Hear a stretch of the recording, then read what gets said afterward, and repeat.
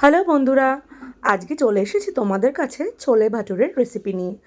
যদিও এই রেসিপিটা আমি বানাইনি, বানিয়েছে আমার মা। আমি শুধু রেকর্ড করেছি আর এডিট করেছি।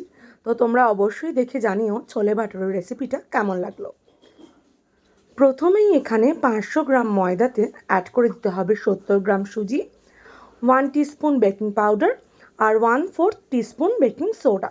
এরপর স্বাদ মতো নুন আর চিনি মিশিয়ে এটাকে মিক্স করে এর মধ্যে অ্যাড করে দিতে হবে 100 গ্রাম মতো টক দই। এরপর উষ্ণ গরম জল দিয়ে ময়দাটাকে মেখে ওপর দিয়ে একটুখানি তেল ছড়িয়ে এটাকে আধ ঘন্টার জন্য রেস্ট করতে দিতে হবে। এরপর ছোলের জন্য ছোলেটাকে মা গোটা গরম মশলা আর শুকনো আমলকি দিয়ে সেদ্ধ করেছে। ওই ক্লিপসটা না আমি নিতে ভুলে গেছি। আর এই পেঁয়াজ, আদা, রসুন এগুলোকে ভালো করে যে ছবিতে দেখালাম চপ করে নিলাম। এরপর কড়াইতে দিয়ে দিলাম সর্ষের তেল, পেঁয়াজ, আদা, রসুন, কাঁচা লঙ্কার কুচি, দিলাম লঙ্কা গুঁড়ো, হলুদ গুঁড়ো আর দিলাম জিরে ধনে গুঁড়োর পাউডার। এরপর মশলাটাকে ভালো করে হালকা হাতে ভেজে যতক্ষণ না মশলাটা দিয়ে তেল ছাড়ছে অপেক্ষা করে এর মধ্যে অ্যাড করে দিলাম চপড টমেটো। মশলাটার থেকে এরকমভাবে তেল ছেড়ে গেলে এটাকে একটু নাড়াচাড়া করে নিতে হবে। আর অ্যাড করে দিলাম পরিমাণ মতো নুন। এরপর নয় সেদ্ধ ছোলার থেকে প্রথমে কিছু ছোলা দিয়ে স্ম্যাশার, বা আমাদের কাছে স্ম্যাশার ছিল না তখন, তাই মা হাতা দিয়ে কিছু ছোলাকে এরকমভাবে একটুখানি ভেঙে দিল, যাতে ছোলের গ্রেভিটা একটু মাখা মাখা হয়।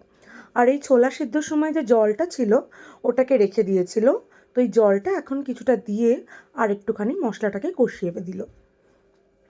এরপরে ছোলাটা বাকিটা অ্যাড করে ভালো করে মশলার সাথে ছোলাটাকে মিক্স করে দেওয়া হলো। আর ঝোল দেওয়ার জন্য বাকি যেই সেদ্ধ করা জলটুকু অ্যাড করে দেওয়া হলো। বাস, খুব ইজিলি রেডি আমাদের ছোলে ভাটুরের ছোলে। দেখতেই পাচ্ছ কি সুন্দর একটা রং এসেছে। তোমরা এটা অবশ্যই বাড়িতে ট্রাই করতে পারো, আশা করছি ভীষণ ভালো লাগবে। এরপর অ্যাড করে দিল সামান্য ধনেপাতা কুচি আর গরম মশলা।